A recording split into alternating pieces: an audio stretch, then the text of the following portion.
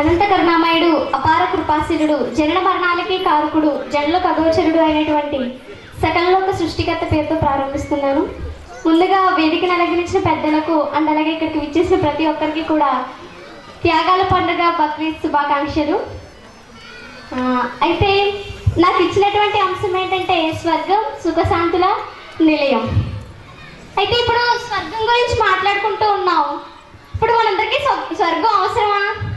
First ఏదన్నా విషయం ఇప్పుడు చదువుకోవాలి అనుకుంటున్నాం అనుకోండి, చదువు మనకు అవసరం అనేటువంటి క్వశ్చన్ వేసుకోవాలి కదా. ఏదైనా బిజినెస్ చేయాలనుకుంటున్నాం అనుకోండి, ప్రతిదానికి ఇది మనకి అవసరమా లేదా అనేటువంటి విషయాన్ని మనిషి ఆలోచిస్తాడంటారా ఆలోచించడంటారా?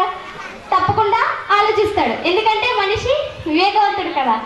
అయితే మరి స్వర్గం మనకి కావాలా అని ఆలోచిస్తే స్వర్గం మనందరికీ అవసరం అనేటువంటి విషయాన్ని గ్రంథాల పరంగా కాకుండా మన ఆలోచన పరంగా కూడా ఒకసారి అడిగినట్లయితే ప్రతి మనిషికి కూడా, అది బాల్యంలో ఉన్న వాళ్ళు అవ్వచ్చు, యవ్వనంలో ఉన్న వాళ్ళు అవ్వచ్చు, వృద్ధాప్యంలో ఉన్న వాళ్ళు అవ్వచ్చు, ప్రతి ఒక్కరికి కూడా తన జీవితంలో ఏ ఒక్కసారైనా సరే నేను ఏదనుకుంటే జరిగిపోతే బాగుండు అనేటువంటి ఒక క్వశ్చన్ వస్తుందంటారా రాదంటారా?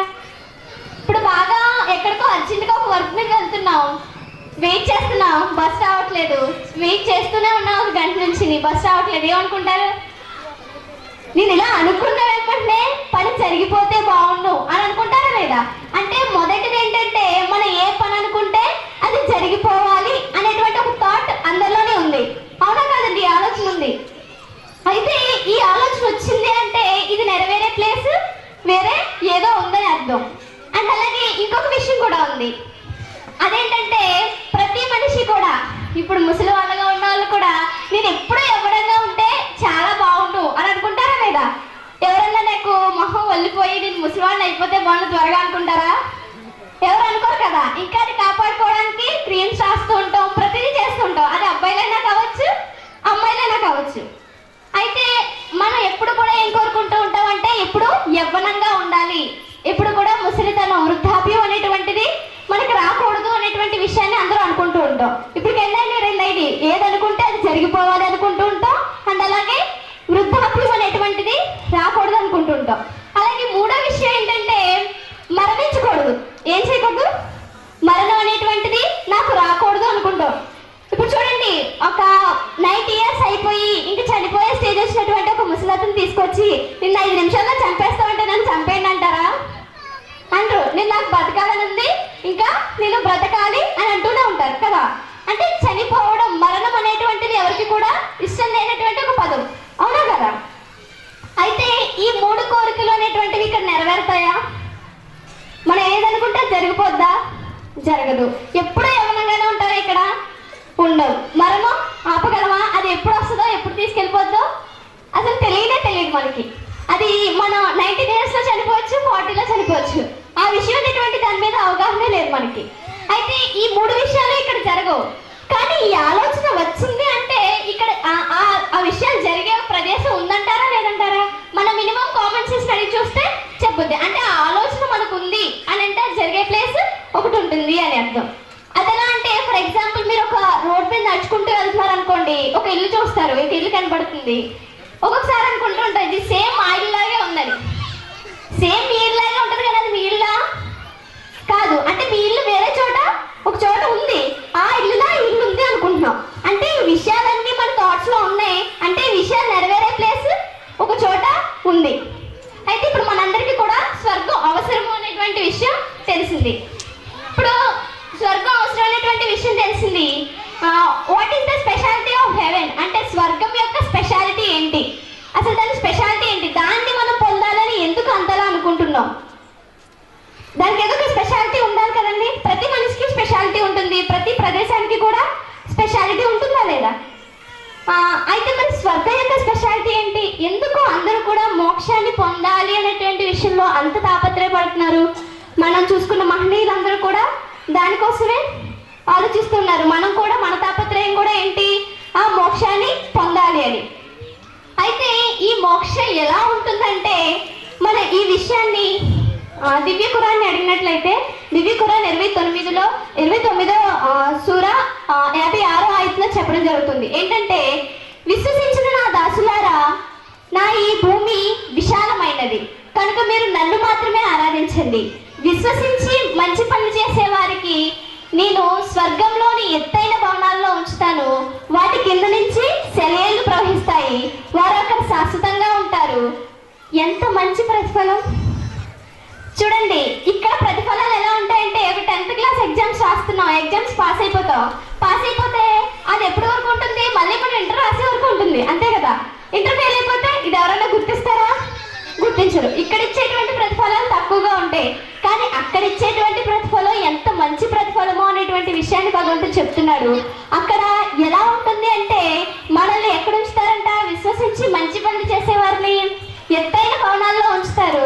ఇప్పుడు చూడండి, ప్రతి ఒక్కరికి కూడా ఇప్పుడు మనం ఉన్న నివాసాలు మనకు నచ్చవు. దీనికన్నా బెటర్ ఉంటే బాగుండు, దీనికన్నా బెటర్, ఎంత ఉన్నా కూడా ఇంకా బెటర్ అయితే బాగుండు అని అనుకుంటావా లేదా? కానీ అక్కడ అలా అనుకునే పరిస్థితి ఉండదు. అంత మంచి భవనాలని, అంత మంచి గృహాలను మీ గురించి ఏర్పాటు చేసి ఉంచుతారు. అటువంటివి మీకు ఇస్తారు. వాటికి కింద నుంచి ఏం ప్రవహిస్తూ ఉంటాయి? సెలయేళ్ళు అనేటువంటివి ప్రవహిస్తూ ఉంటాయి అనేటువంటి విషయాన్ని చెప్పడం జరిగింది. అంటే ఇదంతా కూడా ఏంటి? స్వర్గంలో అంత మంచి సుఖశాంతులు అనేటువంటి వాటిని మనకి ప్రసాదిస్తాను అనేటువంటి విషయాన్ని చెప్పడం జరుగుతుంది. అండ్ అలాగే ఖురాన్ 56వ సూర 1 నుంచి 26 వరకు ఏం చెప్తాడంటే, కుడిపక్షం వారు, ఎడమ పక్షం వారు అనేటువంటి 2 వర్గాలు ఉంటాయి. వారిలో కుడిపక్షం వారికి సకల సౌభాగ్యాలతో కూడినటువంటి స్వర్గ వనాలలో మేము ప్రవేశపెడతాము. ఏ సౌభాగ్యాలు? మామూలు సౌభాగ్యాలు కాదు, సకల సౌభాగ్యాలు. సకల సౌభాగ్యాలు అంటే అక్కడ మీరు ఏదనుకుంటే జరిగిపోతుంది. మీకు యవ్వనంగానే ఉంటారు, మీకు మరణం అనేటువంటిది రాదు. అన్ని సౌకర్యాలతో కూడినటువంటి సకల సౌభాగ్యాలను కూడా మీరు అనుభవిస్తారు అనేటువంటి విషయాన్ని చెప్పడం జరిగింది. అండ్ అలాగే ఇంకేం చెప్తున్నారంటే, ఇప్పుడు చూడండి, మనకన్నా ఇప్పుడు మనం జాబ్ చేసినా ఏది చేసినా కానీ జాబ్స్కి వెళ్ళినప్పుడు మన మేనేజర్స్ గట్ట కొన్ని మంచి మంచి సోఫా సెట్స్లో గట్ట కూర్చుని ఎదురెదురుగా కూర్చుని మాట్లాడుకుంటూ ఉంటారు, చాలా అఫీషియల్గా మాట్లాడుతూ ఉంటారు. అప్పుడు మనకేమనిపిస్తుంది? అబ్బా, మనం కూడా అలా మాట్లాడే స్టేజ్ మనకు కూడా వచ్చేస్తే బాగుంది అనుకుంటాం లేదా? ఏంటి అది శాశ్వతం కానటువంటి వాటి గురించి మనం అనుకుంటున్నాం. కానీ అక్కడ భగవంతుడు ఎటువంటి ఇస్తాడని అంటాడంటే, బంగారు జలతారలతో అల్లినటువంటి ఆసనాలపై దిండ్లకు ఆనుకుని ఎదురెదురుగా కూర్చుని మాట్లాడుకుంటారంట. ఎటువంటి వాటితో? బంగారపు జలతారలతో. ఇప్పుడు చూడండి, గ్రామ్ బంగారం గురించి కొట్టేసుకుంటూ ఉంటామా లేదా ఇక్కడ? కానీ అంత గొప్పదైనటువంటి ఆ బంగారంతో అల్లుతారంట మనం కూర్చునేటువంటి ఆ ఆసనాలని. వాటి మీద కూర్చుని ఎదురెదురుగా కూర్చుని మాట్లాడుకుంటూ ఉంటాయి ఎంతో ఆనందంతో. అబ్బా, ఇప్పుడు మాట్లాడుకోండి, ఎదురెదురుగా కూర్చుని ఏదో ఒక ఆలోచన వస్తుందా లేదా? అక్కడ అలా జరుగుతుంది, ఇక్కడ ఎలా జరిగిపోతుంది, నేటి ఇలా కూర్చుని మాట్లాడుతున్నా అనుకుంటావా లేదా? ఏదో ఒక ఆలోచన మనల్ని కదిపేస్తూ ఉంటుంది. కానీ అక్కడ ఏంటంటే, మీరు ఎదురెదురుగా కూర్చుని మాట్లాడుకుంటూ ఉంటారు, చాలా ఆనందంతో మాట్లాడుకుంటూ ఉంటారు. వేటి మీద కూర్చుని ఉంటారు? చాలా విలువైనటువంటి బంగారం. ఇక్కడ విలువైనటువంటి బంగారం. కానీ అంత విలువగా చూసేటువంటి ఆ బంగారంతో వెళ్ళినటువంటి ఆసనాలపై మిమ్మల్ని ఎలాగా సకల సౌభాగ్యాలతో కూర్చోబెడతాను అనేటువంటి విషయాన్ని చెప్తున్నారు. అండ్ అలాగే బైబిల్లో ఒక విషయం చెప్పడం జరుగుతుంది. ఏంటంటే, ప్రకటనల గ్రంథము 21వ అధ్యాయము 3 నుంచి 4 వరకు. ఇది చాలా గొప్ప అద్భుతమైనటువంటిది అనమాట. స్వర్గంలో ఏంటంటే, ఇప్పుడు మనందరి తాపత్రయం ఏంటంటే దేవుడికి దగ్గర అవ్వాలని కదా. స్వర్గంలోకి వెళ్ళిన తర్వాత ఆ దేవుడి దగ్గర మన స్థానం ఏంటంటే, అక్కడ బైబిల్లో చెప్పడం జరుగుతుంది, ఇదిగో దేవుడి నివాసము మనుషులకు కూడా ఉన్నది, ఆయన వారితో కాపురం ఉండను, వారు ఆయన ప్రజలై ఉండురు, దేవుడు తానే వారి దేవుడై ఉండి వారికి తోడై ఉండును, ఆయన వారి కన్నుల ప్రతి బాష్ప బిందువులను తుడిచివేయను, మరణం ఇక ఉండదు, దుఃఖమైనను వేదనైనను ఏడ్పైనను ఇక ఉండదు. చూడండి, ఎవరు తుడుస్తారు మన కన్నుల యొక్క బాష్ప బిందువులని? దేవుడు స్వయంగా తుడుస్తాడంట. ఇంక మళ్ళీ ఎప్పుడు కూడా మీకు దుఃఖం అనేది ఉండదు, ఏడ్పు అనేది ఉండదు, వేదన అనేటువంటిది ఉండదు. దేవుడే స్వయంగా వచ్చి అంత అద్భుతమైనటువంటి వరాన్ని మనకి కల్పిస్తారు. ఆయన మనతోనే ఉంటారు, మన చుట్టూనే ఉంటారు, మనతో ఆడుకుంటారు, ప్రతిదీ కూడా మనతో షేర్ చేసుకుంటూ ఉంటారు. అబ్బా, దేవుడు స్వయంగా మనతో మాట్లాడితే ఎంత అద్భుతమైనటువంటి వరం ఉండేది. ఇక్కడ దొరుకుతుందా అది? కనీసం సీఎం దగ్గరికి వెళ్ళాలన్నా అపాయింట్మెంట్ లెటర్ ఉండాలి. కానీ వాళ్ళని సైతం తయారు చేసినటువంటి భగవంతుడు మనతో కలిసి మనతో కలిసి ప్రతి విషయాన్ని షేర్ చేసుకుంటాను, మీతో కలిసి ప్రతి దాంట్లోనే నేను పాలు పంచుకుంటాను. ఎక్కడ అంటేది స్వర్గంలో అనేటువంటి విషయాన్ని చెప్తున్నారు. అండ్ అలాగే ఇంకొక విషయం ఏంటంటే ప్రతి దానికి స్పెషాలిటీ ఉంటుంది. స్వర్గానికి ఉన్నటువంటి ఒక స్పెషాలిటీ ఏంటంటే అక్కడ కల్పవృక్షము అనేటువంటి ఒక వృక్షం ఉంటుందండి. చూడండి, భగవద్గీత ప్రార్థన చదివేటప్పుడు భగవంతుణ్ణి కల్పవృక్ష స్వరూపుడము అనేటువంటి ఒక వర్డ్తో పోల్చడం జరుగుతుంది. అంటే ఆ కల్పవృక్షం యొక్క స్పెషాలిటీ ఏంటంటే ఒక స్వర్గవాసి స్వర్గంలో ప్రవేశిస్తాడు. ఆ కల్పవృక్షం మీద ఉన్నటువంటి పక్షులన్నీ కూడా ఆ స్వర్గవాసిని పిలిచి ఏమంటాయంటే, ఓ స్వర్గవాసి, ఈ కల్పవృక్షం యొక్క పండు తిను అనేటువంటి విషయాన్ని దానికి చెప్తాయి. అప్పుడు ఆ స్వర్గవాసి ఏమంటాడంటే, ఇలా చూసి, ఇలాంటి భూమి మీద చాలా చూసాం. ఎక్కడ చూసారంట?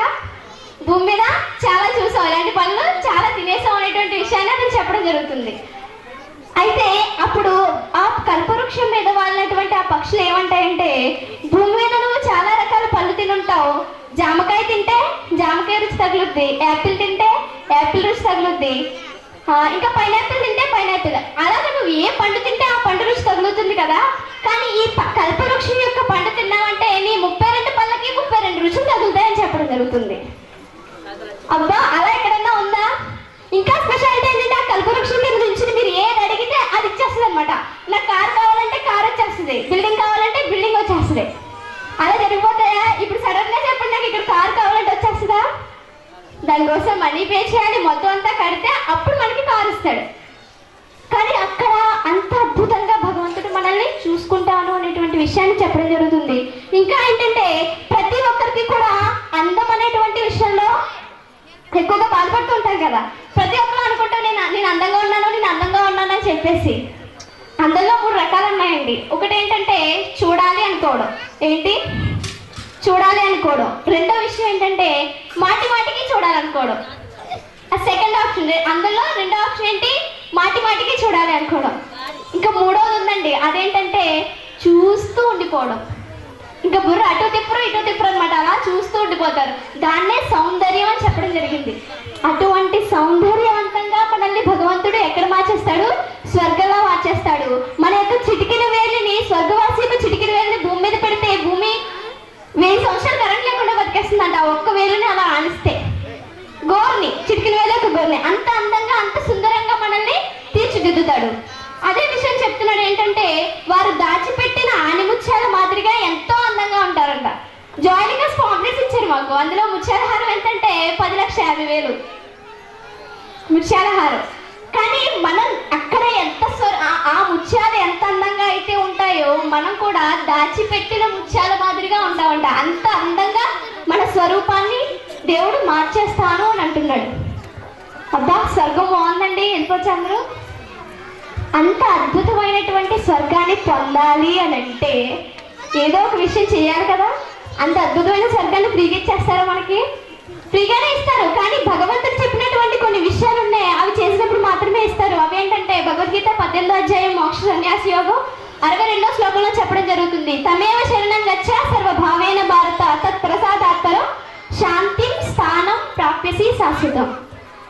సర్వ విధముల ఆ హృదయాస్తుడని ఈశ్వరుని మాత్రమే శరణ పొందము. వారి అనుగ్రహంచే నీకు సర్వోన్నతమగు శాంతిని, శాశ్వతమగు మోక్ష పదవిని ఇచ్చేస్తాడు. ఏం చేస్తే? మన హృదయాల్లో ఉన్నటువంటి ఆ ఈశ్వరుని శరణ పొందితే. అండ్ అలాగే 12వ అధ్యాయము భక్తి యోగము 3-4లో చెప్పడం జరుగుతుంది. ఏంటంటే ఏత్వక్షరం అనిర్దేశం అవ్యక్తం సర్వం గమచింత్యం చ కూటస్థం అచలం ధ్రువం సంయామ్యంద్రియ గ్రామం సర్వత్ర సమృద్ధేహ తే ప్రాప్నువంతి మామేవ సర్వభూతే హితే రతః అని చెప్పడం జరుగుతుంది. అంటే ఇట్టిదని నిర్దేశింప సఖ్యం కానిదియు, ఇంద్రియములకు గోచరం కానిదియు, చలించినదియు, చింతింపలవి కానిదియు, అంతటను వ్యాపించి ఉన్నదియు నాకు అక్షర పరబ్రహ్మను ఎవరైతే తెలుసుకుంటున్నారో వారు నన్ను పొందుచున్నారు అంటారు. ఇప్పుడు భగవంతుని మనం పొందాలి, ఆ మోక్షాన్ని మనం సాధించాలి అంటే దేవుడు ఒక్కడే ఉన్నాడని గుర్తించాలి. అండ్ అలాగే ఆయన అన్ని సర్వం చూస్తున్నాడు, సర్వాన్ని పాలిస్తున్నాడు అనేటువంటి విషయాన్ని తెలుసుకోవాలి. అలాగే 12, 13, 14 ఏం చెప్తాడంటే అద్వేష్టం సర్వభూతానం మైత్రః కరుణ ఏవచ నిర్మమో నిరహంకారః సమ దుఃఖః సుఖః క్షమి. అంటే సుఖ దుఃఖాల యందు సమభావన మీరు కలిగి ఉండాలి.